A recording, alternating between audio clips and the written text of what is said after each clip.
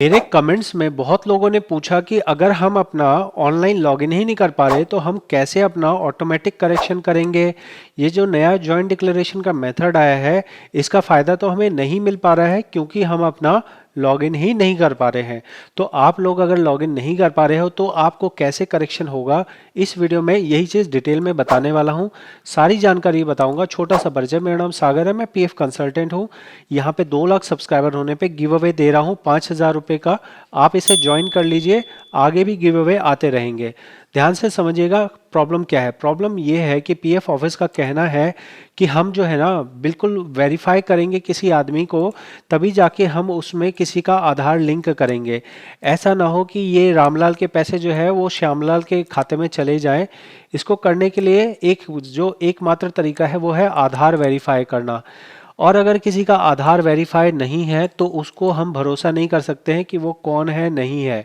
तो इसको भरोसा लायक बनाने के लिए हमने ये मेथड बना रखा है कि पहले सबसे पहले देखो, मानो आप एक कर्मचारी हैं, आप किसी कंपनी में गए, कंपनी वाला आपको पहचानता है, पीएफ ऑफिस वाला नहीं पहचानता। तो पीएफ ऑफिस का ये कहना है कि जब आधार वेरीफाई नहीं है तब हमें कंपनी की कंफर्मेशन चाहिए ही चाहिए। और कंपनी कंफर्म कर देगी तो ऐसा हो सकता है कि कंपनी वाला जो है पैसा खा ले या किसी गलत आदमी का पैसा किसी गलत आदमी के अकाउंट में डलवाने की कोशिश करे। तो हम कंपनी पे भी भरोसा नहीं करेंगे कि जो पैसा है वो सही आदमी का है। तो इसलिए हम इसे वेरीफाई करने के लिए हम भी वेरीफाई करेंगे। तो बस इस वजह से यहाँ पे जॉइंट डिक्लेरेशन के बाकी ऑप्शंस में जहाँ पे मेंबर्स के वो पूरी छूट दे दी गई है कि आप खुद से ही अपना आधार कार्ड जैसा अपना नाम, डेट ऑफ बर्थ, जेंडर सब कुछ बदल सकते हो। वहीं पे तीसरे ऑप्शन में जहाँ पे आपका आधार वैलिडेट नहीं है, ये पावर आपको नहीं दी गई है कि आप अपना खुद से उसमें आधार लिंक कर सको, आधार वैलिडेट कर सको। इसके लिए यहाँ सिंपल सा बताया गया है कि आपको एम्प्लॉयर के थ्रू ही आना पड़ेगा। पहले एम्प्लॉयर करेगा, उसके बाद डीए जो कि मान लो फर्स्ट लेवल का अधिकारी होता है वो करेगा, उसके बाद ही एओ करेगा।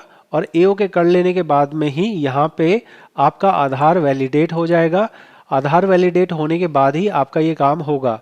तो यहाँ जो थर्ड नंबर कैटेगरी रखी गई है या कुछ हद तक बी नंबर कैटेगरी भी रखी गई है, तो उनमें डॉक्यूमेंट्स बताए गए हैं जो कि पुराने ही डॉक्यूमेंट है। तो आपको अपने कंपनी से हेल्प लेना ही पड़ेगा। बिना कंपनी से हेल्प लिए आपका लॉगिन नहीं हो सकता है।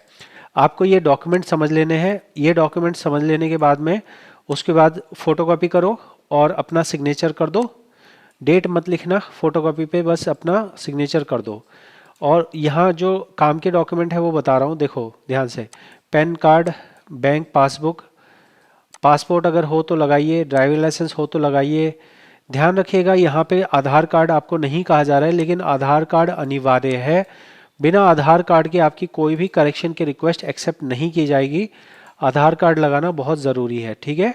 नाम में हो तो ये आपके पास लिस्ट है, आप इसका स्क्रीनशॉट ले सकते हैं। और डेट ऑफ बर्थ में गलती हो तो आपका डेट ऑफ बर्थ वाला जो है ये है।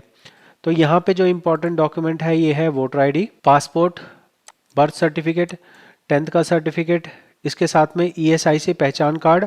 ये पहले नहीं था, ये नया ऐड किया गया है, वोटर आईडी कार्ड।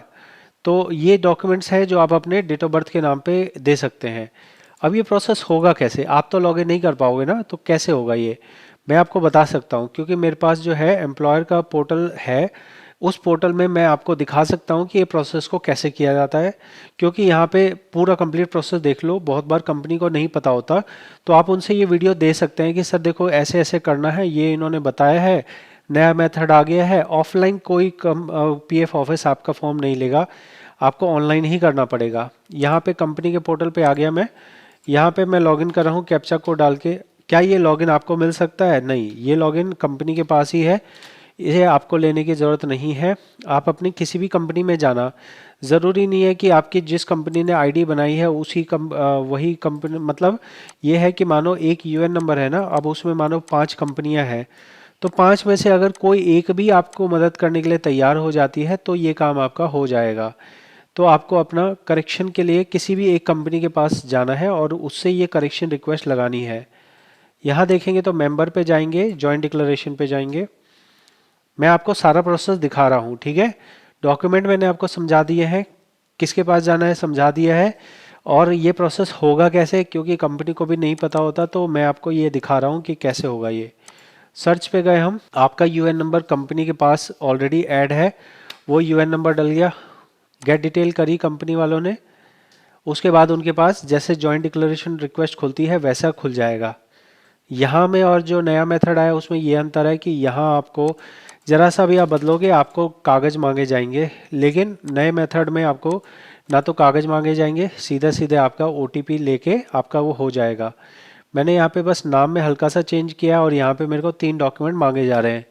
हालांकि जो कंपनी वाला ये एम्प्लॉय वाला जो पोर्टल है उसमें अगर आपकी करेक्शन कम है, मतलब अगर मान लो कि आपने डेट ऑफ बर्थ बदलना चाहा 3 साल से कम का, तो 2 डॉक्यूमेंट मांगता है, लेकिन ये पोर्टल पे ये बदलना भूल गए हैं, इसलिए यहाँ पे अभी भी 3 डॉक्यूमेंट मांगे जा रहे हैं। तो 3 डॉक्यूमेंट देख लो कि जैसे मानो कि मैं यहाँ पे अपना पैन कार्ड लगाता हूँ, ध्यान दीजिएगा, जब आप पैन कार्ड लगा रहे हो तो पहला कागज पैन कार्ड लगाना है, प्लस इसी में आधार कार्ड को भी लगाना है, अनिवार्य है। अगर आप आधार कार्ड नहीं लगाओगे तो ये रिक्वेस्ट आपके पास नहीं होगी। हालांकि यहाँ पे आधार कार्ड का यहाँ पे कोई ऑप्शन नहीं दे रखा, लेकिन फिर भी आपको आधार कार्ड लगाना ही है, बिल्कुल ज़रूरी है, बिना उसके नहीं होगा। अगला मानो मैंने वोटर आईडी लगा दिया, उसके बाद मानो मैंने ड्राइविंग लाइसेंस लगा दिया, 3 डॉक्यूमेंट लगा दिए मैंने। 3 डॉक्यूमेंट मैं अपलोड कर दूंगा, अपलोड करके ये रिक्वेस्ट चली जाएगी सीधे, अपने यहाँ से रिक्वेस्ट लगा दी, मैं इसको अप्रूव भी कर दूंगा, फिर ये रिक्वेस्ट चली जाएगी कहाँ पे, पीएफ ऑफिस के पास चली जाएगी। जब ये रिक्वेस्ट लगी तब आपको एसएमएस आएगा, जब पीएफ ऑफिस ने ओके कर दिया तब आपको एसएमएस आएगा, अगर पीएफ ऑफिस रिजेक्ट कर देगा तो आपको एसएमएस आएगा। तो मेरे से जो लोगों ने बहुत सारे सवाल पूछे थे उसका मैंने आपको जवाब दे दिया है कि आप अगर अपना लॉगिन नहीं कर पा रहे हैं तो करेक्शन जो है आपके पास आज भी वही पुराना मेथड है, जहाँ पे आपको कंपनी में जाना है, डॉक्यूमेंट देने हैं, डॉक्यूमेंट देने के बाद रिक्वेस्ट रेज होगी, रिक्वेस्ट रेज कंपनी के पास होने के बाद पीएफ ऑफिस में होगी। अब पीएफ ऑफिस वाले क्योंकि उनके पास मैं कहता हूं कि 50% जो है करेक्शन की रिक्वेस्ट अब कम आएगी, तो अब आपके काम जो है वो जल्दी हो जाएंगे। बस इतनी सी चीज़ है कि कंपनी, कोई ना कोई कंपनी जिसमें आपने काम किया हो वो आपको हेल्प करने के लिए तैयार हो जाए, क्योंकि मुझे पता है बहुत सारी कंपनियां ही तैयार नहीं होती। अगर आपने एक ही कंपनी में काम किया है फिर तो आपको वो एक ही कंपनी के चक्कर में फंसना पड़ेगा, ठीक है। लेकिन ये ध्यान रखिएगा, ऐसे कोई काम मत करवाइएगा कि भाई हमें पैसे दे दो हम आपका करेक्शन कर देते हैं, ऐसा नहीं है, ऐसा काम मत कीजिएगा। कंपनी से ही करवाना है, कंपनी के पास जाइए, वहीं जाके अपनी बात कहिए। अगर कंपनी नहीं करती है पीएफ ऑफिस में एक बार लिखित में शिकायत दीजिए। अगर पीएफ ऑफिस से लिखित में शिकायत देने के बाद भी नहीं होता, लेबर कोर्ट जाइए और लेबर कोर्ट में केस करिए कि हमारी कंपनी हमारा ऐसा ऐसा काम नहीं कर रही है, अटका रखा है। वो ज़रूर से कंपनी को निर्देश देंगे, कंपनी भाग के करेगी। तो काम मुश्किल है, लेकिन हर तरह के मेरे को सिचुएशन को कवर करना होता है एक ही वीडियो में, हर तरह के लोगों के लिए वीडियो बना के देना होता है। तो अगर आपको लगा हो कि इस वीडियो से आपकी कुछ हेल्प हुई है तो आप इस चैनल की भी हेल्प कर सकते हैं।